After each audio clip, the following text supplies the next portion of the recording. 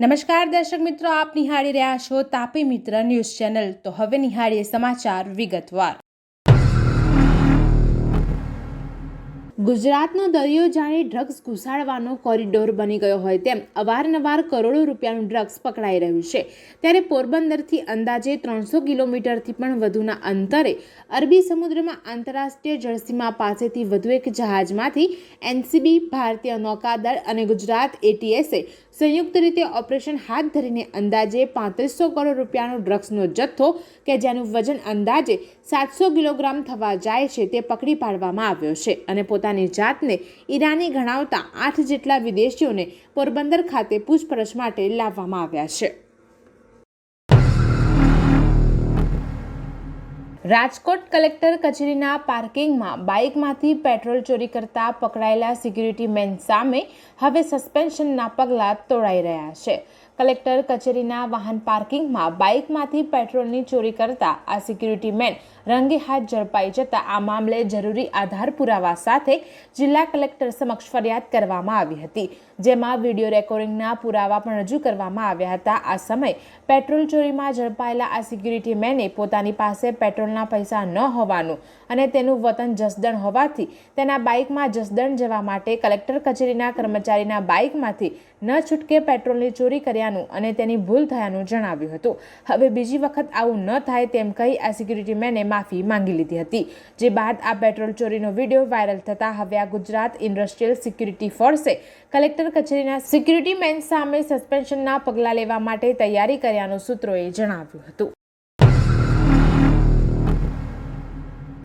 ગાંધીનગર જિલ્લામાં પેથાપુર નજીક આવેલ પીપળજ ગામમાં આવેલ શ્રી નાગણેશ્વરી માતાજીના મંદિરની પ્રતિષ્ઠા આજથી 35 વર્ષ અગાઉ કરવામાં આવી હતી।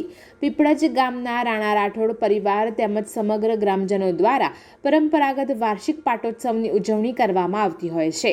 દર વર્ષની જેમ આ વર્ષે પણ દેવ દિવાળીના પાવન અવસરે માં નાગણેશ્વરી માતાજીના હવન તેમજ 751 દીવાની શેષ નાગની મહાઆરતીનું આયોજન કરવામાં આવ્યું હતું, જેમાં ગામમાં રહેતા અને બહાર ગામ રહેતા રાણા રાઠોડ પરિવારના સભ્યો તેમજ ગ્રામજનો હાજર રહ્યા હતા। માતાજીના હવન તેમજ મહાઆરતીનો લાભ લઈ માતાજીના આશીર્વાદ ભક્તોએ લીધા હતા। ગામમાં હવન અને શેષનાગની આરતીને લઈ ફૂલો, દીવડા, લાઇટિંગ, રંગોળી, ડેકોરેશનથી સજાવટ કરવામાં આવી હતી। સૌ ગ્રામજનો હવનમાં મોટી સંખ્યામાં જોડાયા હતા।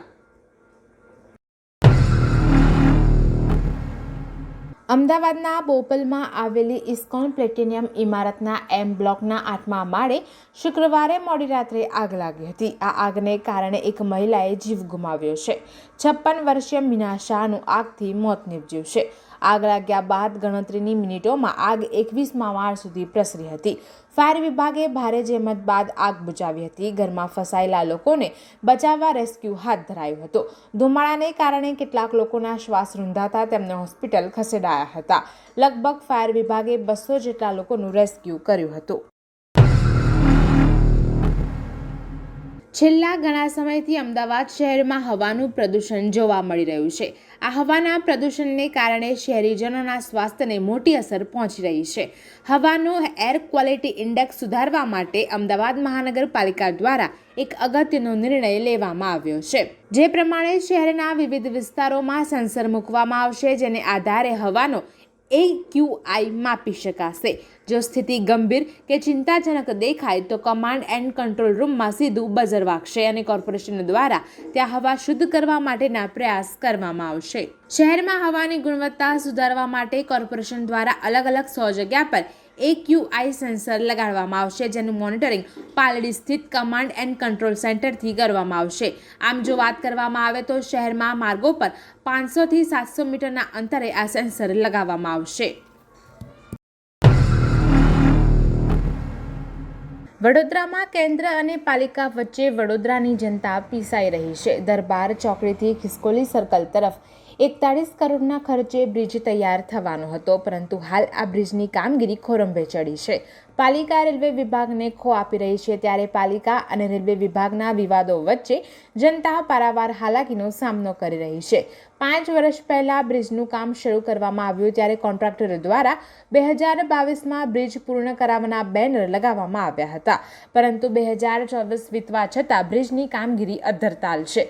આ બ્રિજને 7 વર્ષ પહેલા મંજૂરી આપવામાં આવી હતી અને 5 વર્ષ પહેલા કામગીરી શરૂ કરાઈ હતી, પરંતુ 5 વર્ષ બાદ પણ બ્રિજ બનીને તૈયાર થયો નથી, જેને કારણે સ્થાનિકોને હાલાકી વેઠવી પડી રહી છે. વડોદરામાં સર્વપ્રથમ વખત 108 સેવા મારફતે એર એમ્બ્યુલન્સ એક મહિલા દર્દીને વધુ સારવાર માટે મુંબઈ લઈ ગઈ હતી. એલેમ્બિક રોડ પર આવેલી ખાનગી હોસ્પિટલમાં રૂપાબેન ભરતભાઈ પટેલને સારવાર માટે દાખલ કરવામાં આવ્યા હતા.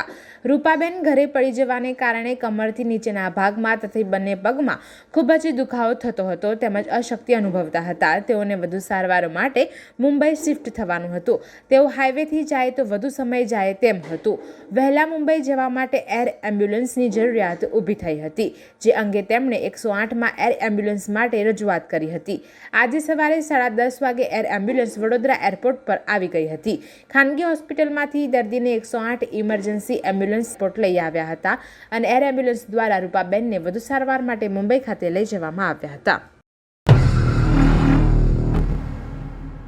બાંગ્લાદેશથી ગેરકાયદે ભારતની બોર્ડર પાર કરીને ઘણા લોકો વસવાટ કરે છે, જેની સામે કાયદેસરની કાર્યવાહી કરવામાં આવતી હોય છે. ત્યારે સુરતમાંથી વધુ એક બાંગ્લાદેશી મહિલા ઝડપાઈ હતી. આ મહિલાએ પોતાનું નામ બદલવાની સાથે સાથે ડોક્યુમેન્ટ પણ બોગસ ઊભા કર્યા હતા. માત્ર 15,000 બાંગ્લાદેશી કરન્સી આપીને આ મહિલાએ બોર્ડર પાર કરી હતી, જેથી પોલીસે મહિલાને બોગસ પુરાવા આપનારથી લઈને બોર્ડર પાર કરાવનારની વધુ તપાસ હાથ ધરી છે. ગેરકાયદેસર રીતે સુરતમાં રહેતી બાંગ્લાદેશી મહિલાની એસઓજીએ ધરપકડ કરી હતી.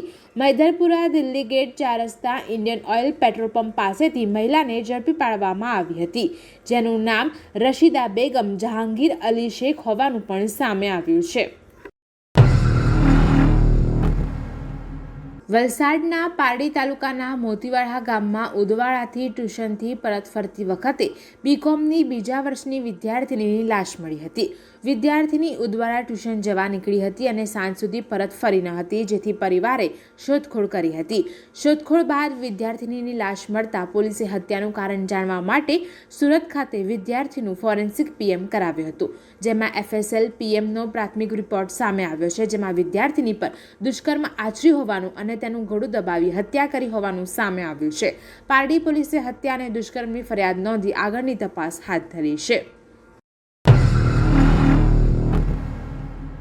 સુરત શહેરમાં ટ્યુશન ક્લાસીસ ચલાવતા જમાઈને પ્રિન્સિપાલ સસરા દ્વારા બદનામ કરવા માટે એક અનોખું કૃત્ય આચરવામાં આવ્યું હતું, જેની અંદર ટ્યુશન ક્લાસીસ ચલાવતા જમાઈના ટ્યુશનના પોસ્ટર વાયરલ કરવામાં આવ્યા હતા, જેની અંદર લખવામાં આવ્યું હતું કે ફક્ત મુસ્લિમોને જ દાખલો આપવામાં આવશે, અમારું કામ જગાડવાનું છે, જાગો કે ન જાગો.